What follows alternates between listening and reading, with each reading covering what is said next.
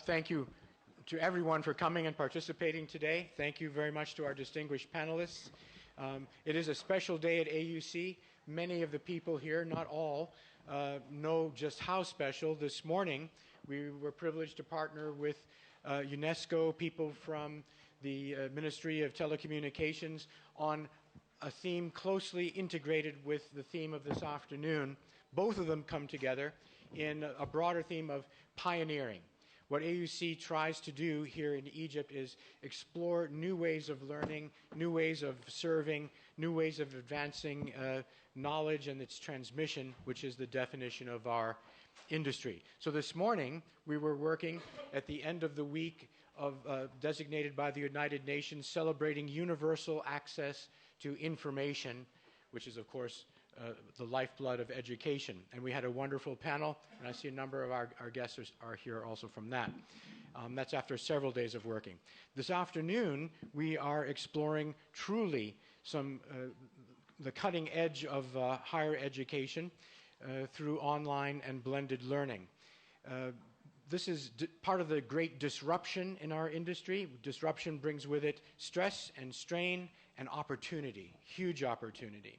One of the reasons this is so exciting is the obvious one, that it promises to be able to spread the magic of education much more broadly, hopefully at lower cost, and change and impact many more lives and thus whole societies. But it does something else. And the result is what you see in this room and in the room next door. The happy problem we face now is so much interest that it expands beyond this hall. And so we have thank you to the people who are sitting next door to us and seeing us through video screens. That other impact is the enablement of collaboration without regard to geography. We're especially happy, before I mention our distinguished guests here and thank them, that we have people from outside AUC. I'm very deeply moved and touched that my colleagues from Future University, from British University, and also from Egypt-Russia University are with us here today. The provost of British University and the presidents, thank you, of Future University and Egyptian-Russia University. Thank you very much to the Al Ghurair Foundation, visionary foundation that not only provides possibilities for students across the Arab world to get quality, world-class educations in great universities like the American University in Beirut, the American University of Cairo, and so many others around the world, but also seeks to transform higher education itself in this region and to bring us together in a collaborative process. Again, the subject of our discussion here this afternoon. Thank you to guests from my hometown of Boston, Cambridge, Massachusetts, the Massachusetts Institute of Technology. I think it's fair, many people probably claim there are many fathers to success, but I think MIT has the fairest claim to inventing, promoting, pushing, developing online education. First through massively open online courses, curricula, and then in taking that a step forward for the interactive piece of it. We are especially privileged to have also the Minister of Education. Dr. Tariq Shawki is one of our own. He is coming home every time he comes to AUC. We're so proud of what you are doing, Dr. Tariq, to revolutionize, reform, transform education in Egypt. If you can do it here, we can do it anywhere, and provide a great service across the region. Thank you so much for participating with us today. My colleague and friend, our provost, Dr. Ihab Abdurrahman, thank you for leading this discussion. And Maisa Jalboud, CEO of the Ghurair Foundation, thank you for coming to be with us today with your colleagues. Thanks again to everyone for joining us. I wish a successful conversation today.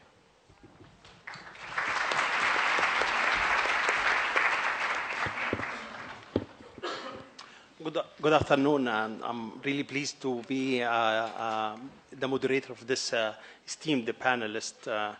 I will start first by actually defining what is blended learning, and then I will give a short note about AUC effort to enhance and introduce blended learning, and then we will go to Dr. Kumar afterwards, and I'll ask him about the global picture. What is how does blended learning look globally? Then we'll talk to Mrs. Jalbout, and we'll ask her about the regional picture, and we'll ask her about how does El Ghurair support the regional blended learning at the regional level.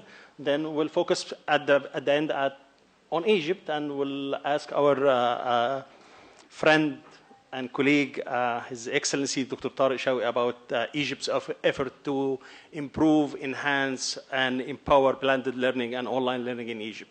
So blended learning has different definitions, and the most common one that it's offering courses that integrate online and traditional face-to-face classes and our class activities. And every institutions are actually free to determine the online portion of that integration. At AUC, we actually say that online portion is, if it goes from 30 to 50% at the graduate level, then we consider this blended learning. At the undergraduate level, we actually put it at the 20%. At 20%. Do we encourage, do we have activities related to blended learning? Yesterday, we announced the appointment of the a new position, which is Associate Provost for Transformative Learning and Teaching. And Dr. Aziz Al-Loz is going to be leading, not leading, but enhancing and empowering and pushing the efforts to increase AUC footprint for blended and online learning, and she's among us today. I asked Dr. Aziza to give me statistics on what did we do in the last few years when it comes to online and blended learning. So currently we have trained 68 faculty on offering blended courses. We have 4 courses designed and delivered, taught in blended format. We have 15 blended courses that actually currently designed.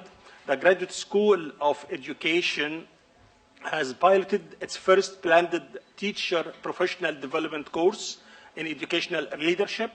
We have 5 MOOCs courses delivered, and currently we're preparing 3 more.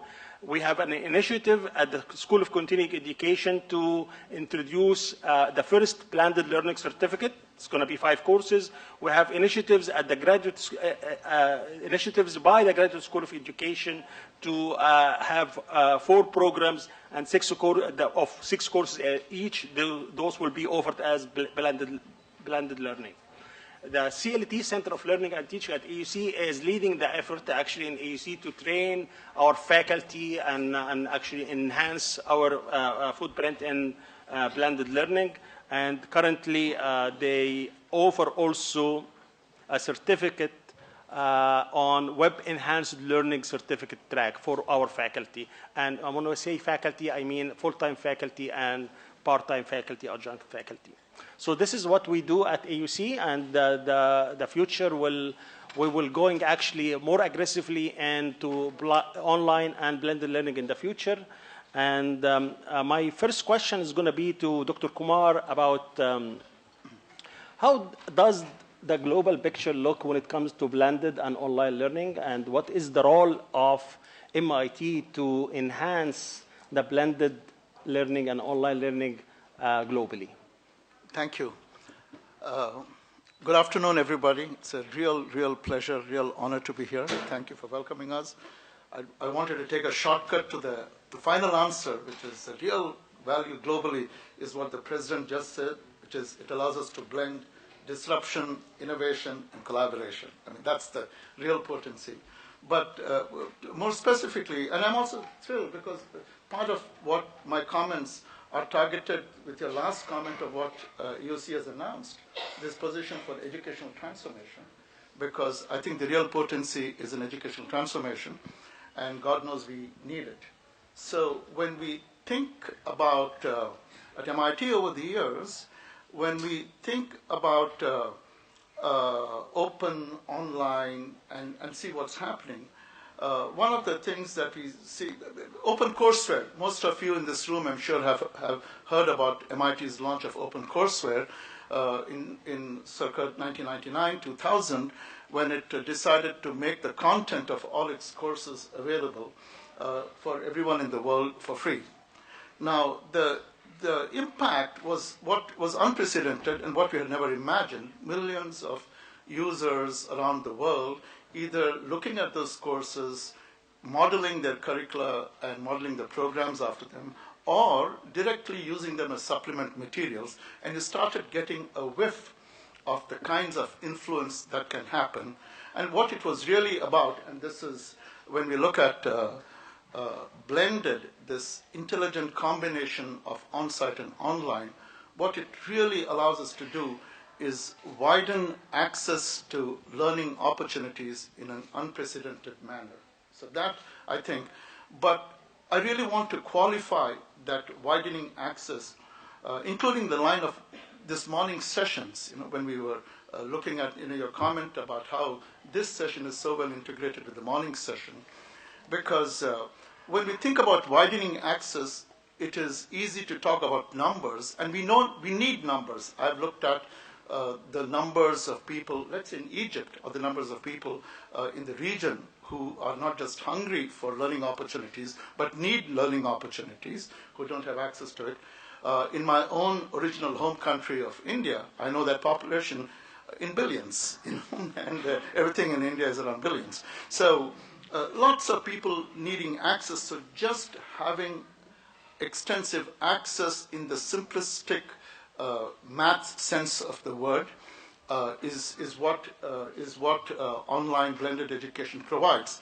But the color I want to add to it, based on this morning's session, is that it really provides access in a vectorial sense, which is, it is not just about magnitude, but it is about direction, which means what I see happening through these efforts, such as the one that Al Ghurair has supported, the work that we are doing with the AUC and AUB and other institutions, is that we are able to address the learning needs of different kinds of audiences in different ways. People come into education with different kinds of preparation, different kinds of motivation, different kinds of aspirations.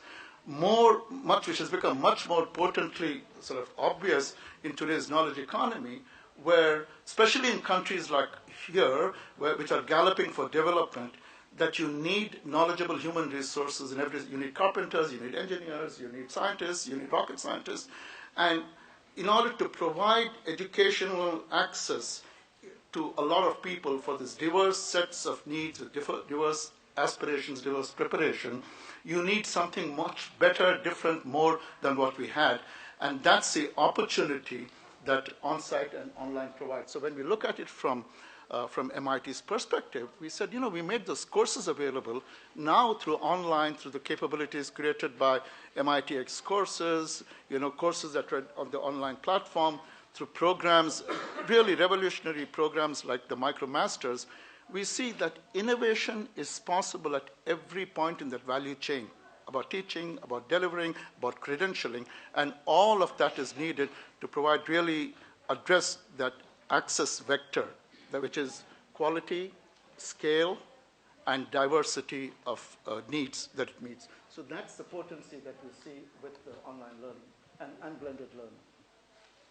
Dr. Kumar, if I can follow on that, talking to faculty across the board, they always, some of them say that blended learning and online learning is suitable only for specific disciplines, not across the board. I want to actually hear your feedback on that. Additionally, people actually start to also argue, should we go totally for online learning or should we go only for blended learning? If you can give me your thoughts on those two questions. Right. So there are two different kinds of questions. Let me take, first of all, the first answer to your question is, no, it is not only for science and math and these kinds. And I think the real value of blending, judiciously combining on-site and online, comes in the fact that different kinds of programs, different kinds of courses, and different kinds of faculty instructors have different methodologies, pedagogies that they embrace. We have heard, for instance, Harvard offering law courses through edX, where it combines the case method, which Harvard is famous for, along with online learning. So the extent to which you employ, there was a wonderful program that my colleague Shigeru Miyagawa, who's a professor in Japanese studies and culture at MIT, has done. I would really encourage you to go look at the program. It's on both the MITx site and the OpenCourseWare site. It's called Visualizing Cultures, and it was to teach Japanese language and culture through images, through online communities where they explore. And it's a vivid case in where you see the application of blended learning for other than what our stereotypical vision that it's only for the science and math courses. There are many language programs, etc. So the blending allows you to address different kinds of topics, and including STEM education in different ways. And even the word flipped classroom, it gives you a choice of what to flip. You don't just have to flip lectures. You can be doing lectures here and the collaborative project work online. So this, you can do variations on that. The second question that you asked about should it be just online, should it be just blended? So my old boss, Bob Brown, who's now the president of BU, I was his vice provost at MIT, he used to say that where you stand on a particular topic is a large function of where you sit. So when you look at this, depending on who, depending on the needs, so there are areas where for continuous learning, I mean, when we're talking about this blended thing, suddenly one notion that I didn't bring, which MIT is again beginning to look at through programs like the MicroMasters, is that it's providing flexible opportunities to all kinds of people who might come in for knowledge updates. So it's not just for the 4-year traditional thing. People are coming here when they want to change career trajectories, people who are at work.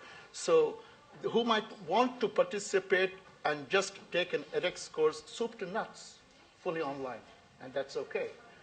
What we think is, and this came up over our lunch conversation when the president was talking about inquiry-based education. What we think at MIT is our large focus, our DNA, our value proposition is around active learning. We use terms like hands-on, minds-on, doing science is learning science. For us, we believe that combining on-site with online is much more valuable for the kinds of things that in fact, the online gives us opportunity to more of the on-site kinds of things, which typically we're divorcing ourselves from. So the blended, for a variety of things, we find the blended solution to be much more, if I put on my educator EDD hat, one of the things that we talk about in EduSpeak is novice learners. A lot of people who are coming. When we widen access, there are lots of people who are coming into education for the first time. They're early learners, they're novice learners. And for them, education, we say, is a contact sport. For them, for those kinds of novice learners, new audiences, I particularly believe that the blended approach is a more productive approach, at least initially. Dr. Tara, I know that you wrestled a lot with the community when it came to the definition of flipped classroom. We'll talk about that in a minute. But going regionally now, I would like to ask Mrs. Jalbout about the AUC MIT Al Ghurair partnership in blended learning. Al Ghurair actually led that effort to bring the people together from the MIT, AUC, and AUB to enhance the footprint of blended learning and the region. Would you please give us a description on what was the vision of Al Ghurair Foundation on that, and what will be the effort to enhance blended learning in the region? Sure, but let me start first by saying hello to everyone. Thank you for coming out. This is such a wonderful turnout. It's great to see the enthusiasm, not just by the president and the senior staff, but also by students and faculty. I think it's really heartwarming, and for us as a foundation, gives us assurance that this is an area that there's a lot of interest and hopefully a lot of collaboration and innovation to come, not just internationally, but from within the region. Your question about why we're doing this and why we're working with MIT and AUC, we as a foundation, as some of you might know, are focused on providing access to education to the highest achieving students in the region who don't have access to resources to go to great universities like AUC and AUB. When we looked at the need that's out there and the amount of brilliant young people in the region who deserve to have access to a quality education, we figured out very, very quickly, and you should know that we're only a year and a half old, that there is no way with even the resources that we are blessed to have are going to be able to even scratch the surface. Mm-hmm. So for us, you know, they say necessity is the mother of invention, and online learning is definitely the invention that we need to be able to reach a wider number of students across the region. So we're very fortunate that we were already working with AUB and AUC to place smart young people on campus in face-to-face learning. But we're looking for more, and we're looking for universities who are already involved in blending education, in looking at the opportunities to enhance the quality of the education that they're providing to students. So that was really our starting point. And with MIT, we started with looking at how we can bring the quality of the education that they're providing globally to the region. So we've been working with them on providing opportunities for young people to study online through what's called the MicroMasters, which is essentially an opportunity to do a half a master's online. You get a professional certificate, and after that, you're able to continue your education on in a number of universities that accredit that degree or that half degree. And it's been going great, and we are focusing on subjects that are not available widely or at the quality that MIT is providing, such as supply chain management, development economics, and other areas. But again, what we found was that the young people who were subscribing to that education were ones that were already privileged in many ways, because they speak English perfectly, because they have already had access to very high quality math and science education. So it was a great opportunity for them to upskill and to continue their education to the next level. But what it didn't serve to do is for us to widen that pool of talent across the region. So this collaboration is very much based on that. It's looking at what the region can do, what universities that are already invested in the region can do to widen the pool of talent that can have access to its own education, and hopefully allow it to also innovate and expand its quality, increase its quality at the same time. So we're grateful to the opportunity that this collaboration is producing, and we think it's really just still very early. It's an infant stage. Many more opportunities to come, and we hope that during this process, it will also give an opportunity to professors who are thinking about how they can improve their own way of teaching and learning to take advantage of this process. Because it isn't just about putting courses online, it's really about reflecting on how to use technology as a tool in teaching and learning. If I may, I'm sure that before you actually look at the partnering with AUC, you have mapped the region for other universities to partner with.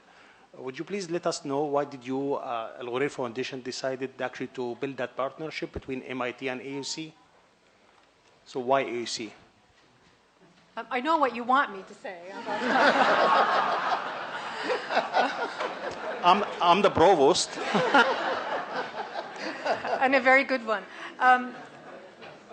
Very simply, we put out a call to universities in the region and looked around to see who was already invested in quality education, was interested in exploring, expanding access, and was already engaged in the use of technology in blended learning.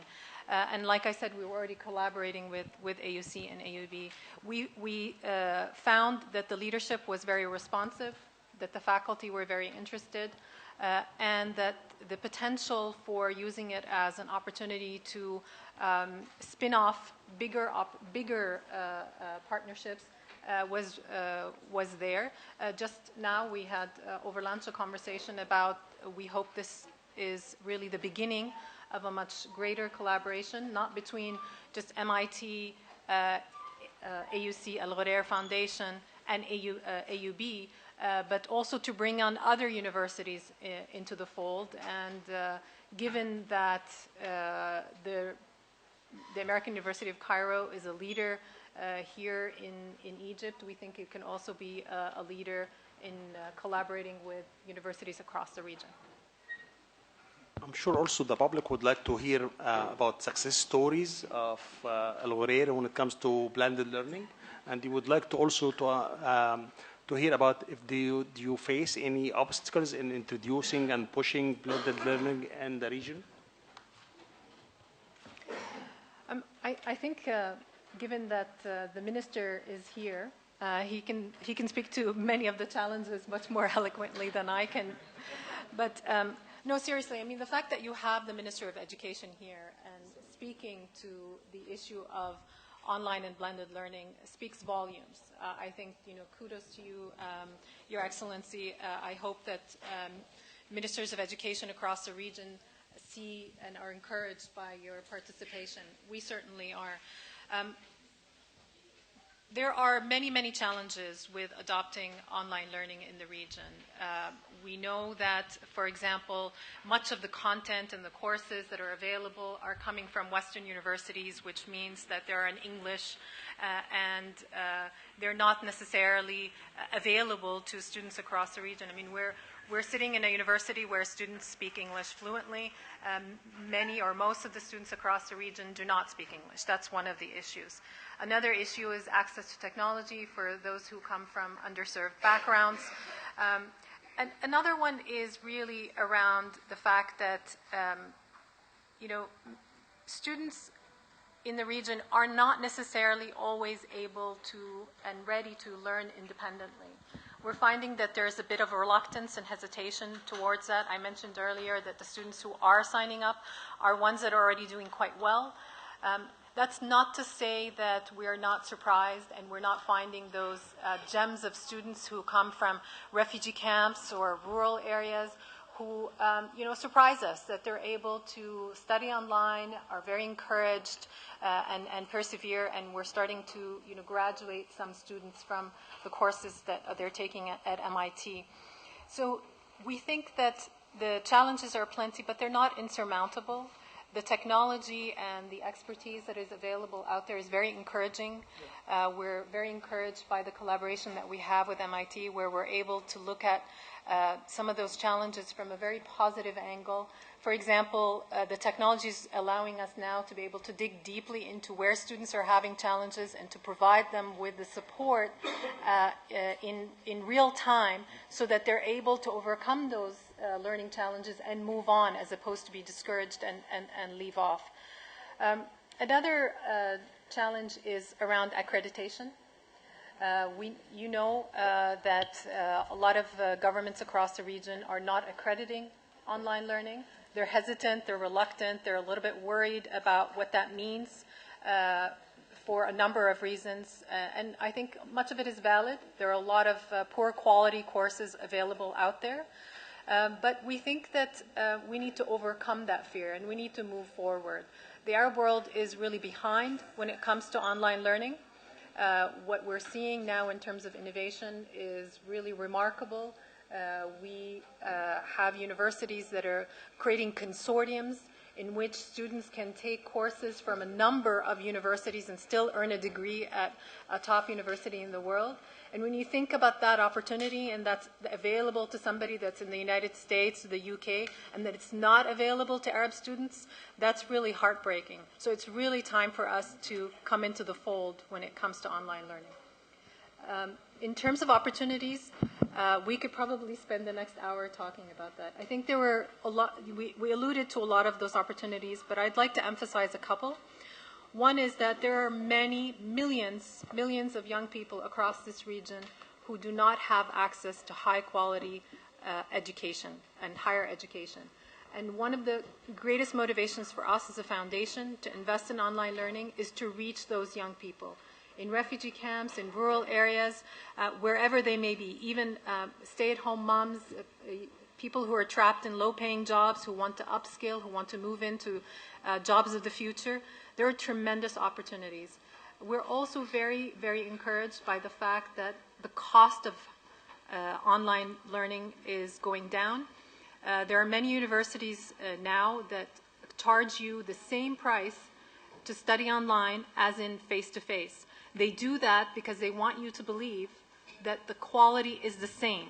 They will, for example, one of the partner universities we work with is Arizona State University, and I encourage you to look online. We have 28 very high-quality master's degrees offered in which you can have a great education, and we pay the same price for you to study online as if you were to go face-to-face.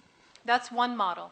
But we're also encouraged by other universities, such as Georgia Tech, that's providing a master's online in computer science for a much, much lower price than the face-to-face, and still able to graduate very high-quality students, the majority of which are getting jobs immediately after graduation. So those are just some of the opportunities, and I'm sure we'll come back to more. Thank you. It's a coincidence that I was looking at that degree offered by Georgia Tech today, and actually I took the website. I sent the website to our computer science program. I told them, look at it. So, Dr. Tariq, it's always a pleasure to have you at AUC. Education in Egypt is, I'm sure that it's in good hands, but you have lots of challenges. So one of the issues that we would like to talk to you about today when it comes to Egypt is, what are the prospects of blended learning in Egypt? Will it be part of the planned education system, especially in STEM education? This is the first question. The second one is what are the challenges and the opportunities in adapting online blended learning in Egypt? Well, good morning, everybody, and I'm really, really happy to be here. I'm always happy to be here, but I'd like to greet President Richard Doney,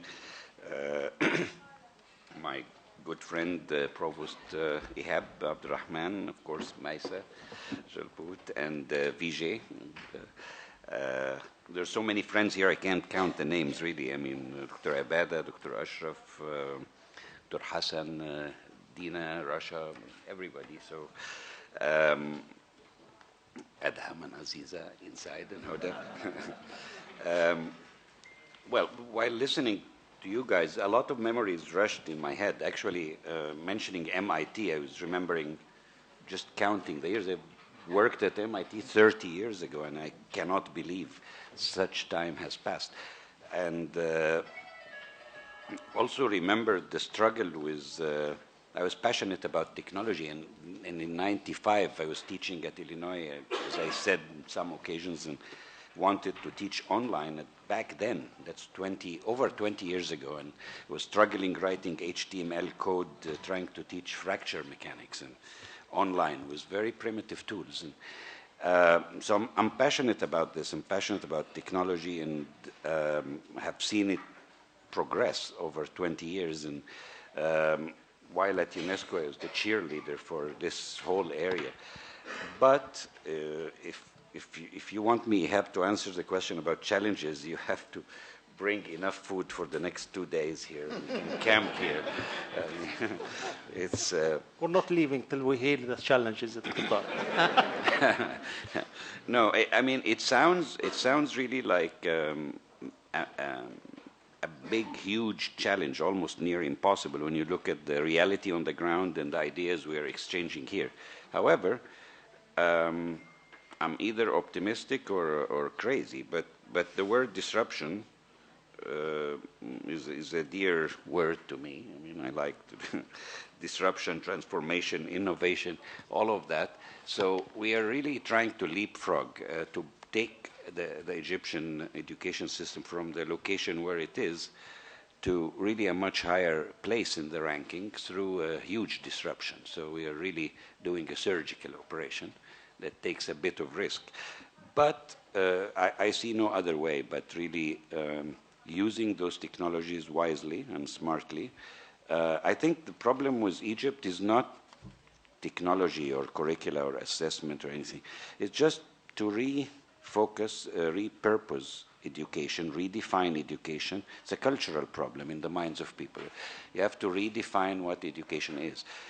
Establish the culture and joy of learning, bring that back. I mean, they just have lost it. I mean, it's I don't think Egypt is talking about learning. Egypt is talking about scoring, about degrees on the wall, about a place in college, not about learning. And you cannot, all of this will go nowhere unless you really convince people it's all about learning, bring it back, so they get excited about all of this. Otherwise, it's a huge resistance. A resistance not because they want something else, so you have to create the appetite, first of all. So we have a major cultural problem, and I think that's why I'm working on that more than really technical matters. We have been really putting a lot of pieces together, and they are really crystallizing. You'll be surprised that, in my mind, we will do, I think, one of a kind, blended learning at a mass scale within 12 months from today. And that's how crazy it is. So it's not a pilot or anything. And I know there is a lot of media in the room, and I'm trying to keep few secrets, but so I'm trying to find a balance between telling you a coherent story and not disclosing everything. Well, for the last 2 years, we were really secretly building for this. So I'm really a true believer in technology and what it could do if used properly. Learning a lot, obviously, from the challenges. But just to give you a sense of the scale of the problem, I think most of you know, but we seem to forget that this monster of an education system, how large it is. I mean, we have over 22 million kids in this system, that every morning there are 22 million kids going to school here. So just trying to manage that is just a nightmare. And there are like 1.35 million teachers, 27 government administrative structures you have to control and upgrade and manage. The stakeholders are really the entire country, because the parents of those 22 million kids are the rest of the population. So basically, everybody is just asking and pushing back and kicking you and so on. So it's not a comfortable habitat. So it's just very difficult to balance everything. And the problems they are talking about are not related to the vision we are going for. So we are not talking the same language. And of course, the noise about, I mentioned once the idea of a flipped classroom, which was safe to do here at AUC, but saying that to the public was crazy. You must have read what was written on Facebook and WhatsApp. They thought I'm a lunatic talking about flipped classroom. So, but the plan is really moving. The biggest problem really is what I started with, the culture and the definition of learning, and in the minds of young parents also. Young parents are not really aware that they're not teaching anything to their kids, and they want scores, they want degrees. And that's the battle over a place in college is really all what it's all about.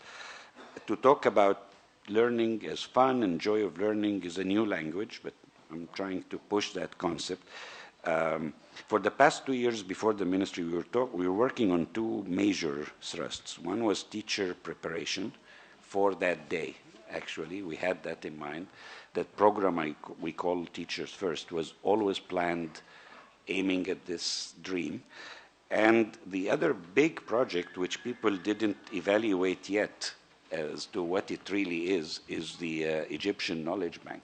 The Egyptian Knowledge Bank is the foundation on which we are planning to build all of this, either for basic education or higher education. So this has grown tremendously, and the next 3 months will witness almost a duplication in size for the Egyptian Knowledge Bank. It's going to really expand to become Egypt's e-learning platform, and whether we use it for online or blended learning and so on, We are adding about 17 different content providers to it, and a huge learning management system, and map the Egyptian curricula. It's all digitally available now, and a lot of exciting stuff will happen there. So this is another Lego piece, really, and teacher training is a huge umbrella. Under that, we do train teachers on the use of this digital content in the classroom. We have special training for STEM teachers. We just signed yesterday an agreement with Ain Shams University to train 6,000 teachers for kids with special needs and for inclusion. A lot of training exercises. Of course, we are aware of the IT infrastructure, the lack of a proper access to students. But we have solutions for that. We have worked with the Ministry of Industry and Trade, with the military, with a lot of local manufacturers, and we're going to put in the hands of every child, teacher, and administrator an access device somehow. Okay. And we are working with the telecom providers. There's a big party tonight for the Force company that enters this field, and the agreement is to have 4G access to every one of the 22 million kids for free to access education, so they will all have access at any point in Egypt. So access is not the issue, and the content is brewing, is in the kitchen, in the EKB or the knowledge bank. Teachers are being trained very quickly, and we have put that as criteria for promotion, criteria for salary raise, for everything. So we're working on teachers, on content, on the infrastructure.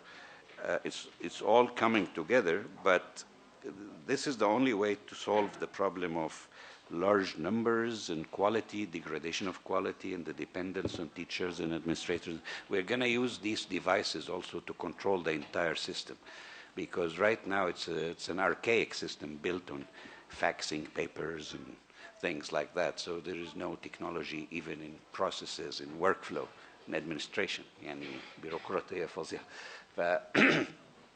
We are testing a control room through which we're going to see every child in Egypt through those devices. We know that we can assess students remotely. We can see what they access, what they do, their performance, administrators.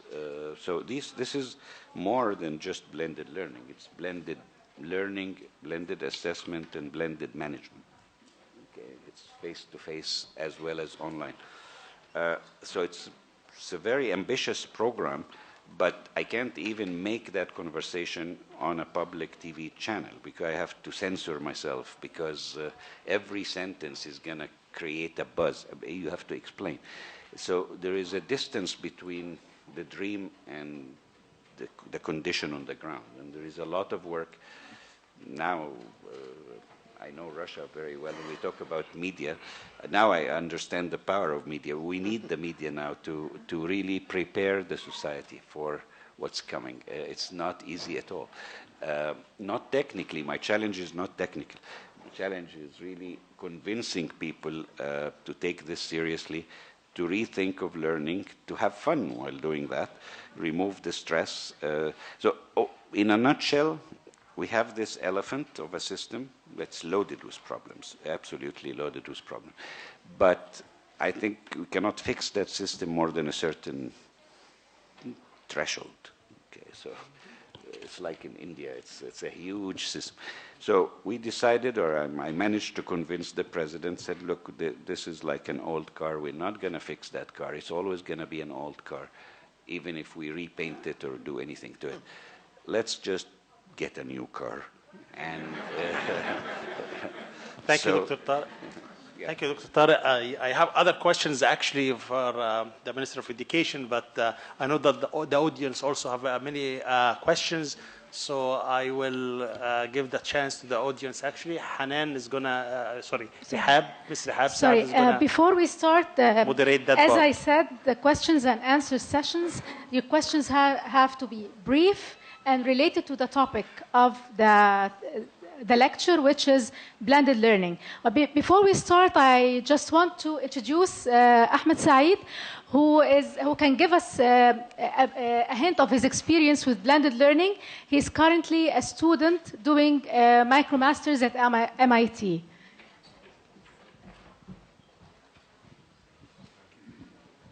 Hi, my name is Ahmed Saeed. Actually, I have a professional certification from AUC in engineering management, but currently I'm taking a MicroMasters in supply chain management with MIT with the support of Al-Ghurair Foundation. I think blended learning and online learning is a very interesting way of learning. Actually, for me, it's better than the traditional way. There are main two factors. The first is it eliminates the geographical distance. Learning was a huge university with MIT became so easy with the online learning. It would be more difficult to have a great content offered by a great university like MIT without the online learning and the blended learning. The second factor is the time. I can study whenever I want. Actually, I am studying after work, at the weekend. One of the times I was in the business trip in UK, actually I have finished my assignment. So it's a very interesting way of learning. I think the future is for the online learning more than the traditional way. So I encourage everybody to try to have to have only one course, and I think it will you have such a great experience. Thank you.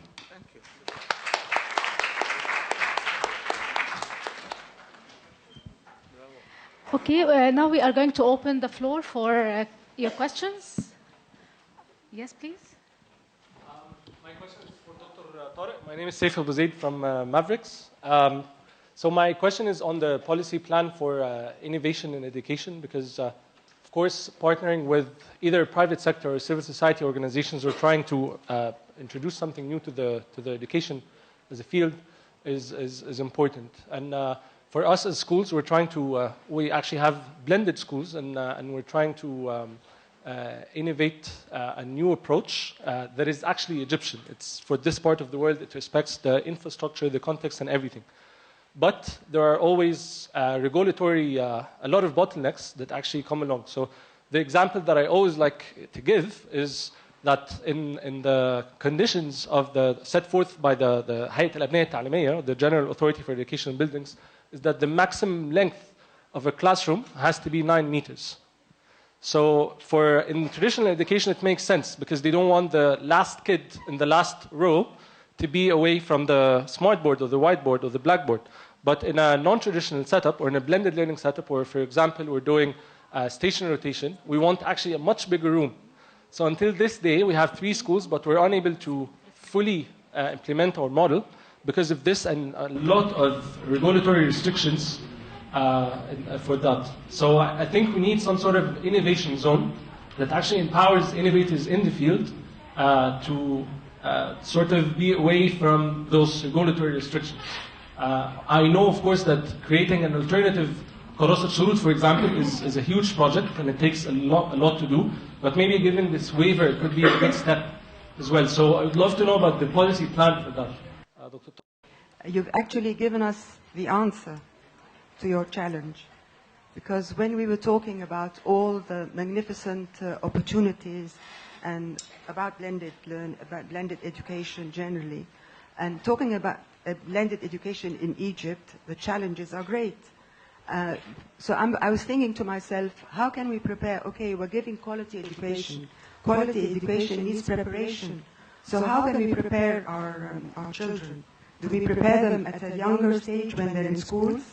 And you gave me the answer. You said we have to teach people, the real solution is to think of education as a joy, the joy of education.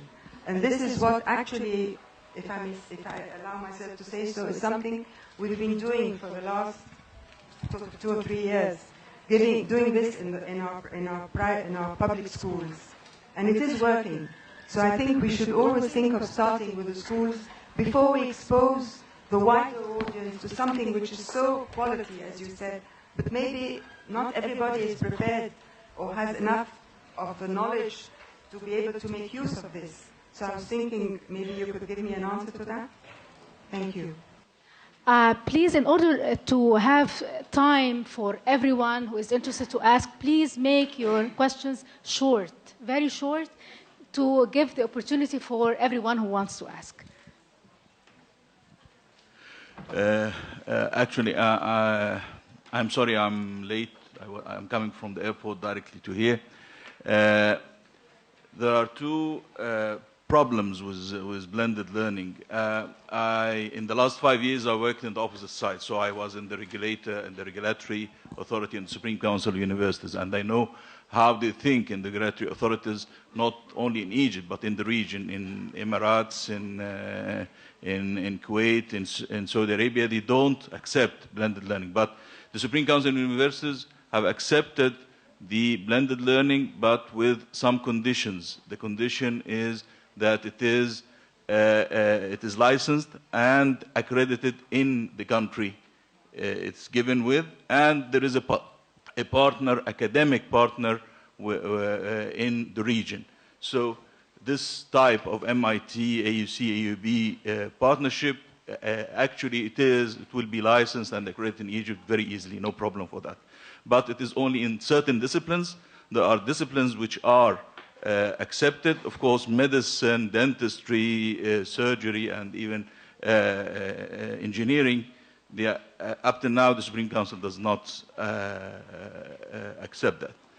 The other part is the students for blended learning.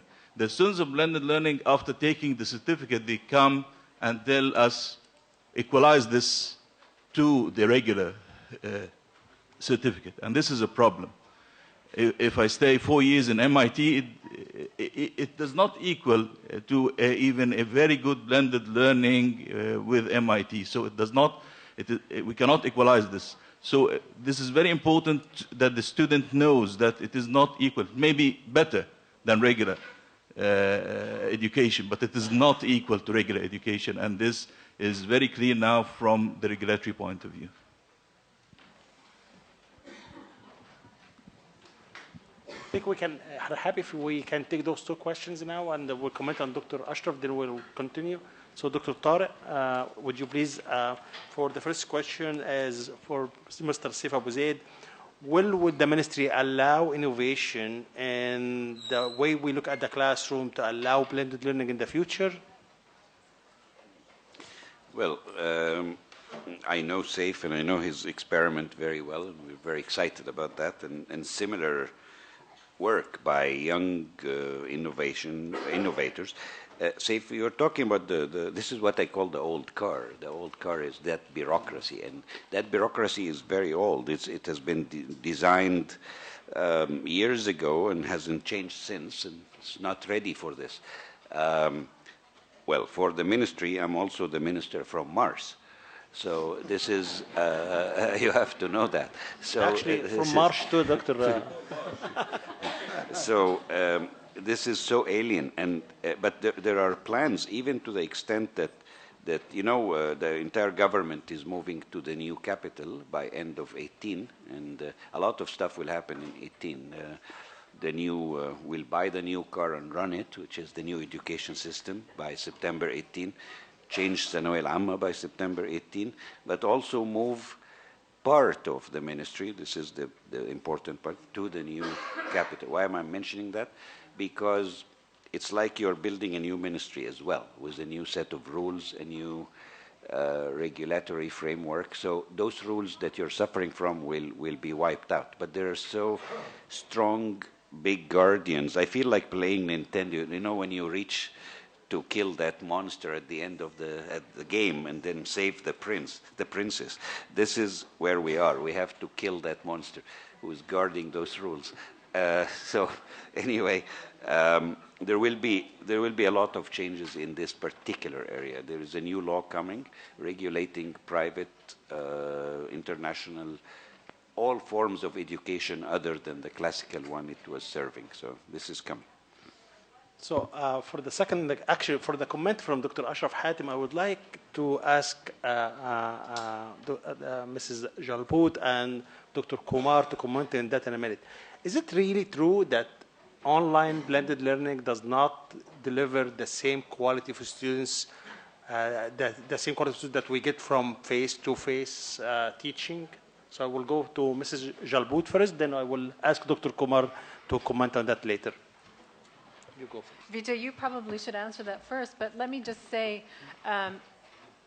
we only have our students' experiences. Of course, there's tons of research, and the research is clearly indicating that with the improvements in technology and our science of learning, in controlled situations now, when delivered through technology, sometimes, in fact, it is better than face-to-face, because it's relevant to the quality that you're receiving face-to-face. And you just heard a young man who's doing the MIT MicroMasters at the moment saying that he's having a better experience. Of course, much of it depends on also individual learning styles and the alternative opportunities that are provided.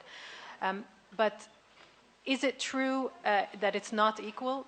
I think so. I think it's not necessarily always equal to the face-to-face opportunity. I mean, I think about our students who are studying with MIT right now, and the fact that their students, their peers are from all over the world. Some of the smartest young people from around the world, some of the best professors in the world teaching them. And the fact that they can have and work on case studies from around the world, real problems, whether they're in their home or somewhere else, that's very different than the traditional style of learning that happens face-to-face in many, many universities across the region. So is it equal? Probably not. Dr. Kumar? Yes, I think Mesa touched on it, and the question itself had sort of the answer buried in it, which is that it is different, not necessarily of a lesser quality. I know when we're talking about the alignment, it is, and there is no doubt it is different. And I'll give you, at MIT we have this line, we say that, you might remember this, it's in God we trust, all others bring data. So we have some evidence that we point to. And there are a couple of points that I'll make, and thankfully you said the questions had to be short, not the answers. But there are two dimensions over here. When MIT courses went on edX, there was a term that was being bandied around, which was saying these courses are MIT hard, meaning that these courses were not separate from the kind of quality, kind of difficulty that we expect in an MIT course, and you're giving different kinds of credentials to it, but they were valued credentials because there were parts of the experience like being on site, the peer kind of experiences that were not there, but the courses were hard. But one of the things that was happening with all this is you were really looking at what were the learning outcomes that you wanted to desire. And you also say you are what you measure, right? And so the measurement of that quality, it might be different. In this case, like in the case of the supply chain, who's the customer here? You're the person who hires you, the person who's going to take you for the next level of education. That person, that entity is going to determine the value proposition of that experience, right?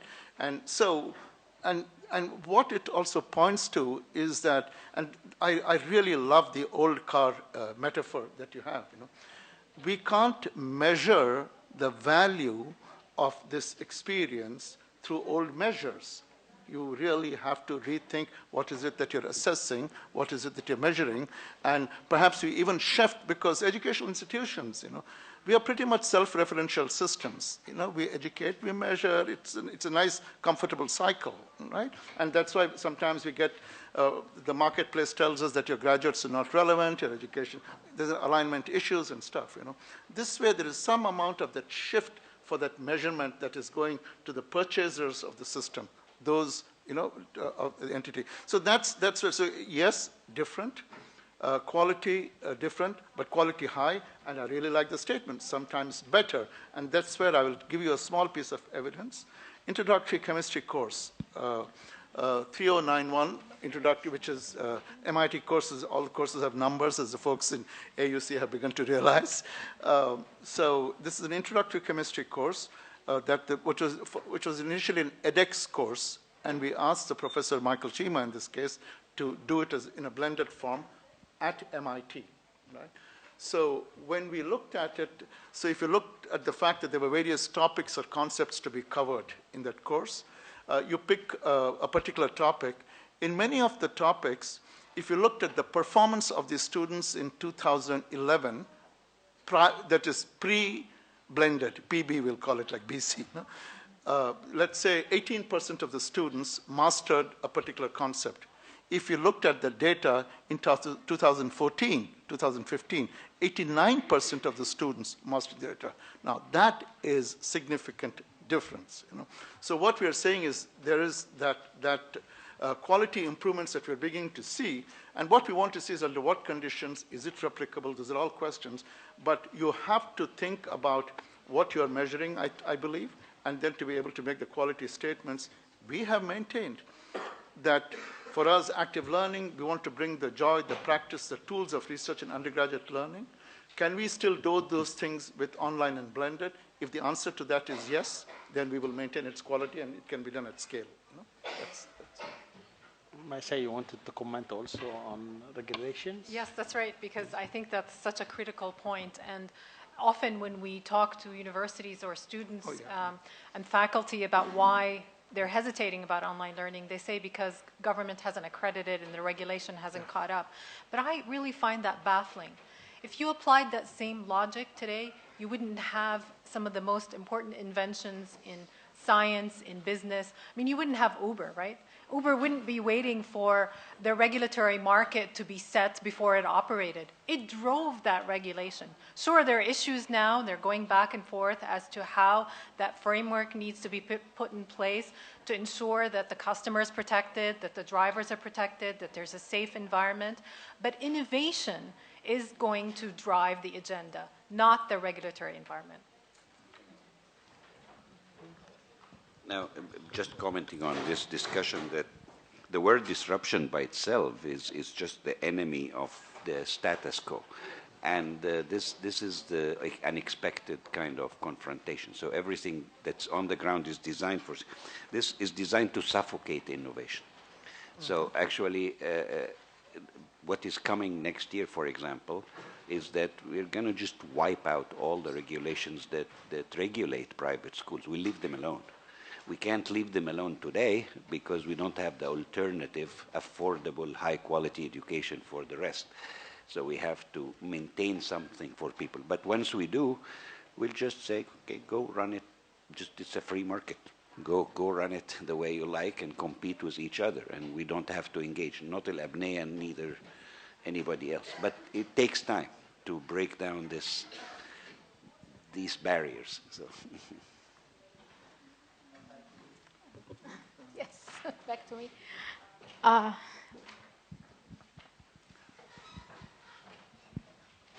Thank you. My name is Mohammed Abu Zdeira. I'm the Corporate Affairs Manager for Cisco Egypt. It's an IT company, for who doesn't know. Sorry? Just an IT company, yeah.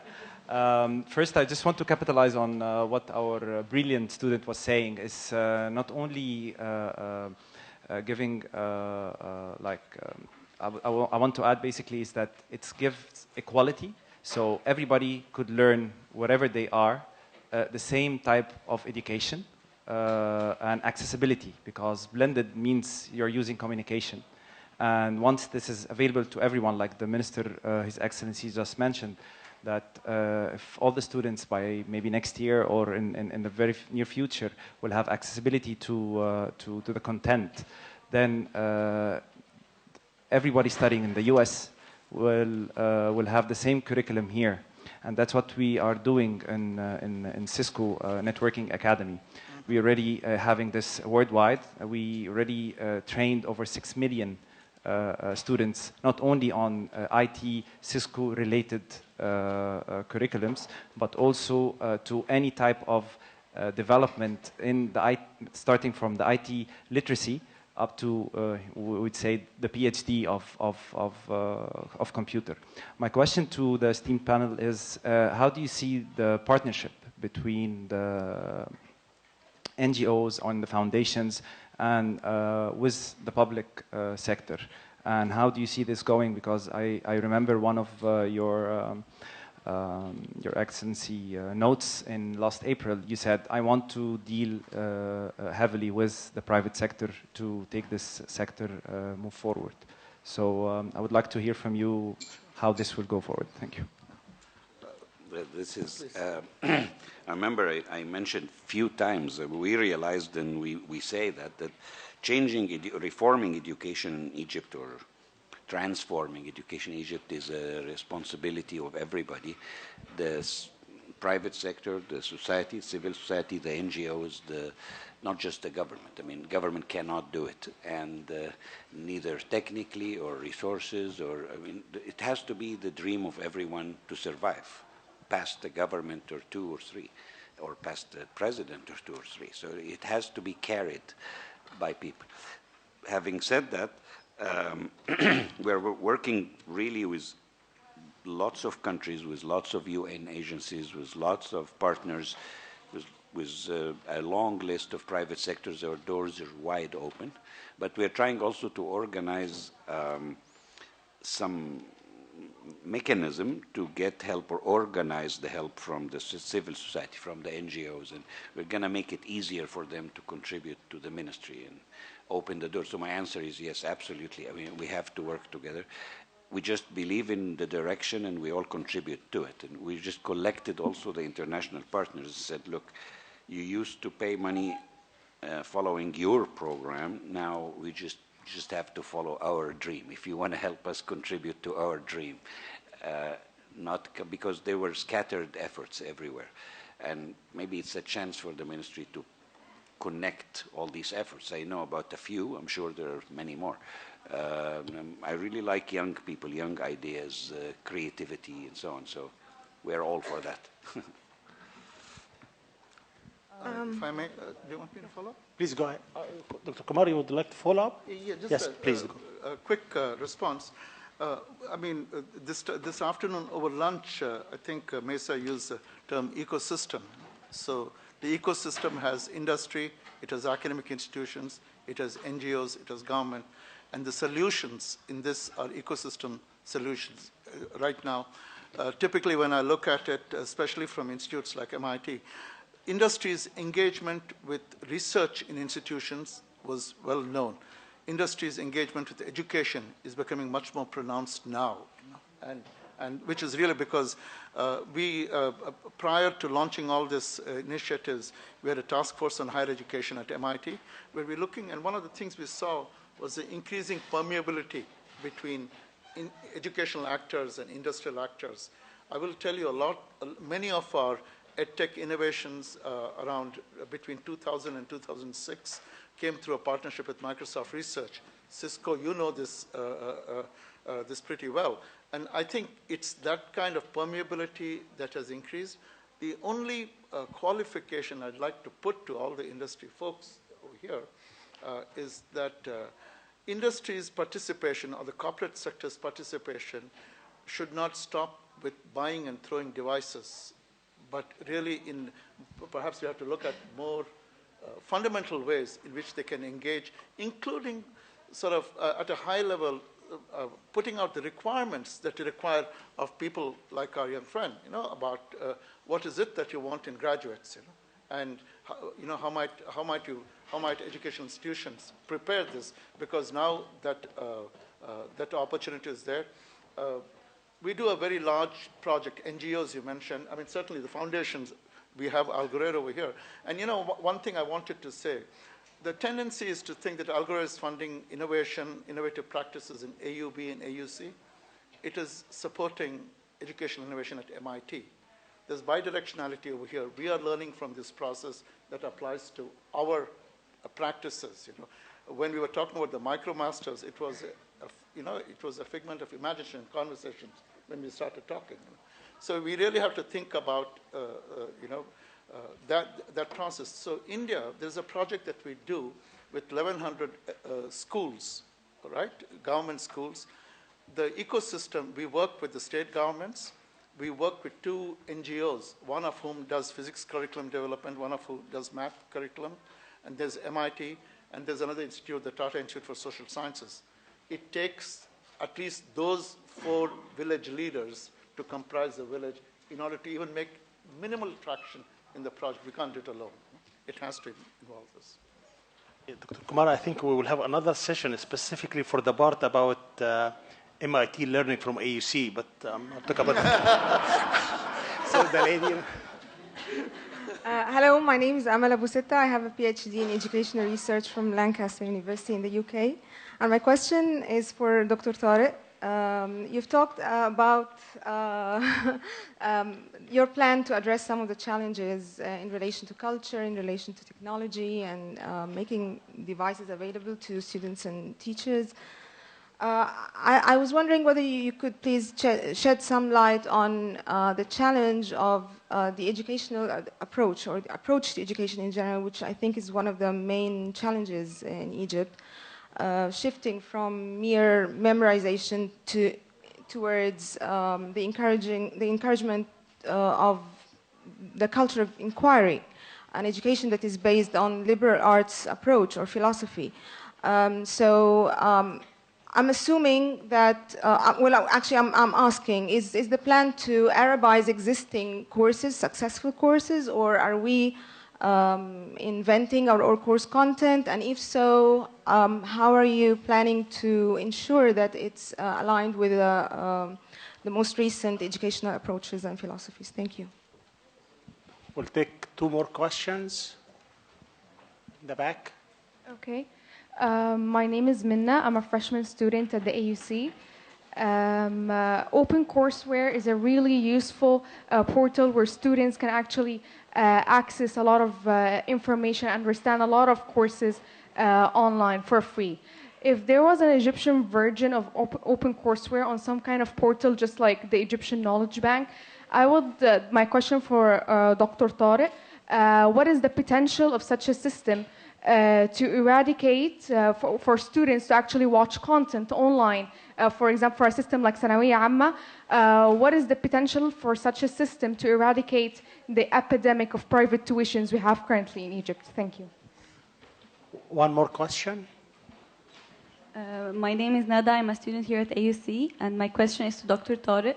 If you talk about disruption and innovation in the Egyptian education system, I think one of the main challenges that, yes, is the culture and the resistance of people, but also a main challenge for the quality of education in Egypt is the quality of teachers, especially in public schools. So my question is, what is the kind of policies or solutions for having a better quality of teachers, especially that kids in their early stage, they are influenced more by the teachers, not by their parents, in terms of how they receive learning and receive education? Thank you. So I have to confess, I told Maisa a minute ago, relax, all the questions will go to Dr. Tariq. So, so Dr. Tariq. Sure. Last question.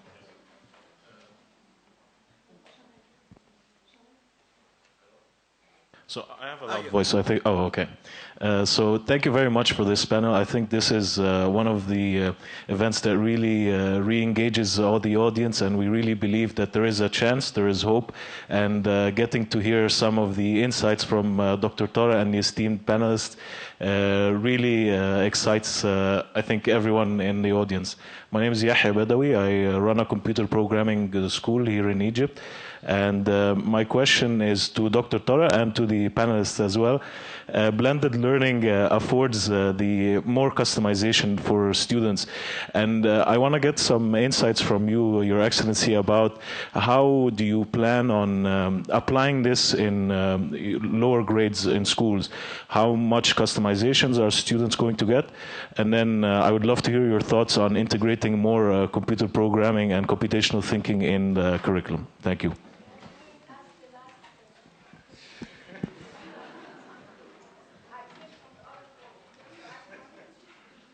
Excuse me? Oh, sorry. Thank you very much. Thank you for availing this opportunity in AUC, because this is really a very important issue to discuss. I had many, many questions for Dr. Tariq, but I will summarize it in only one question. Now, you said that you will promote or start this blending education and accreditation of blended education from abroad, perhaps, starting 2018.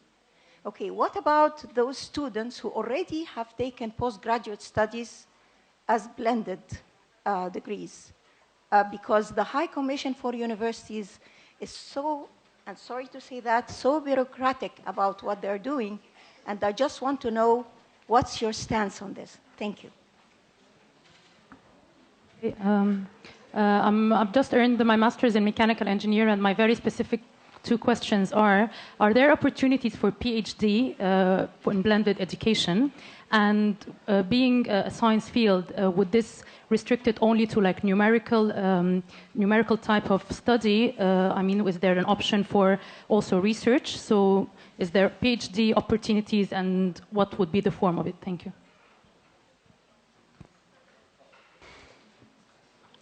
Well, those are very, very solid questions, actually. They require a lot more time, but I'm glad that we are having this discussion. I rarely have discussion on education when I'm immersed in the administrative work back in the office, but we think about that. We have actually a group of people I work with from inside and outside and so on. We call ourselves the dream team to boost our own ego and get ourselves pumped about this goal. So we discuss all these issues, but I just want to pick on Nada's question first. You put your hand on a big issue, which is quality of teachers. And having said that, maybe while I'm here at AUC, I'll tell you or ask you or plea for help.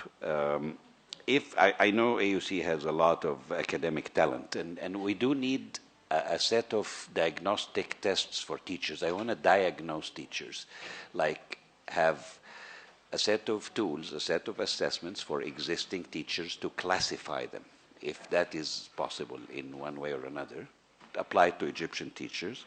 We also need a training that could be used, short-term training, like 4 weeks, 6 weeks, even up to 12 weeks, if applied to fresh graduates, can prepare them to be qualified teachers for early childhood to fit with our plans for next year. A short-term repurposing to create those, because we are having a huge void in this area. There aren't enough teachers at the right quality to deliver those big hopes. So you are right, and we have a big battle with the quality of teachers, with the role of the Professional Academy of Teachers. We're discussing with colleges of education the kind of output that they produce today. But we do have 1.3 million teachers in the pipeline nonetheless, and it's a major issue. So our biggest barrier is really the quality, and we are thinking of even calling, like in war times, calling on reserves, calling on the public to come and help us. We can't wait. We're not going to change the timeline, but we're going to get good teachers in the classrooms one way or another. So this is a big area, Any help AUC could provide is highly appreciated. For Amal Abu Sitta, this is all we're thinking about, Amal, what we call Education 2.0, the new car, if you wish, the new building, whatever. This is all about changing that philosophy, essentially. It's not the curriculum, it's the philosophy. It's what do we really want at the end of the... And it starts with early childhood. That's our focus now, because we're going to accept KG 1, 2, and first grade. So the next few years, it's all about how to build the character of those children, where are we taking them, and so on. So this is the discussion day and night on that. We're not copying any existing system, but we are learning from other experiences and customizing them to the Egyptian context. There is no copy and paste, it never works. So we are tossing between many ideas, kind of converging right now. We have some assets here that were never used. I mean, the model of Nile schools, for example, you can say a lot of stuff about how it was managed, blah, blah, the business model, but at the core of it, there is a huge curriculum that was paid for and developed, and it's really good. Now, how do we take that asset and move with it? The ideas embedded in the IB, in the International Baccalaureate, are quite exciting. And the Singapore or Far East model of focusing on core values, ethics, character building, citizenship, for a big chunk of what you do with a child, almost 50%, and cognitive skills are like 30%, and the rest are liberal arts and music, arts, and sports, and so on. So the ingredients of the new system are all like that. We're following this spirit, and we're actually very open to ideas that were not even implemented before. We're thinking if we need testing to start with in the first early years, and we're just going as far as possible from acquisition and delivery of knowledge. This is exactly why we are getting a new car. But to get the right teachers for that, to believe in this philosophy, are able to deliver it, is a big challenge. It's a very big challenge. And this is what is happening, what's brewing right now. On educational resources, the EKB is a huge step. We are already having 34 partners. We are not just buying content from them, actually. We are forging partners. They are partners in the dream. Everyone is contributing to it, and they are helpful to higher education. Of course, Dr. Ihab knows that. Half of them are serving higher education, the other half basic. We're going to the Frankfurt Book Fair this year to finalize 17 more editions. They're quite fascinating.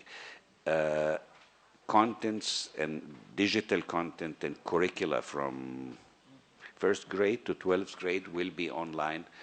The EKB is different from the open internet because it's all reviewed material. So this is a nationally supported platform with reviewed material. So it saves you the effort from a point of view of accreditation. No one is questioning the authenticity of content. And that's a big deal. And we are going to add more to it.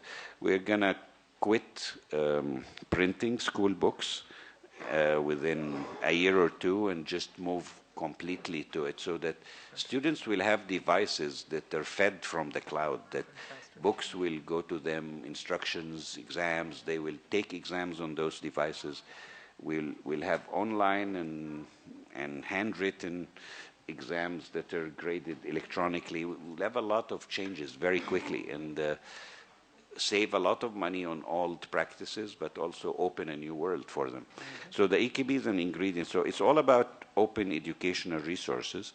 A country like the Emirates, Kuwait, Bahrain, are all excited and willing to join the EKB also. So this thing is going to grow and cross the Arab world. And it's going to have implications.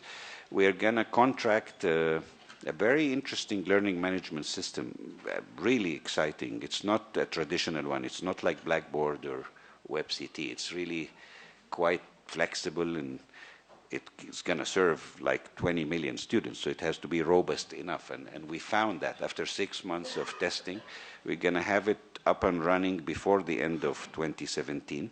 That will open the door also for higher education and basic education for different kinds of use of technology. So it's all working. The accreditation issue in colleges, I can speak for that. My colleague, Dr. Khalid, who's a close friend in higher education, can talk to it. But the good news, we talk a lot about that. We talk a lot about, because we are, at the end, the education system is a coherent body here. So the output of basic education goes to college. We have to work together. We're thinking of admission criteria to college as much as how to grade in our side, but how to admit students. Our experiment in blended learning, usually it happens in higher education, not in basic education. But because we are having more, I don't want to build more concrete walls like we do today. I want to invest in people really and in the philosophy of education rather than walls. The easiest thing is to build a concrete wall, but the rest, to build a human, is much harder. And that's why we are deviating from those old models. But Dr. Khalid and I speak all the time, and I'm a member in the Supreme Council. This didn't happen before. The Minister of Education is a member of the Supreme Council of Universities, and they are members in our higher council for basic education. So we are really now one team. which is good. So we are just developing this culture of blended learning. It's going to be accredited by default for basic education, so that may change the mindset of the universities over the next few months, I hope.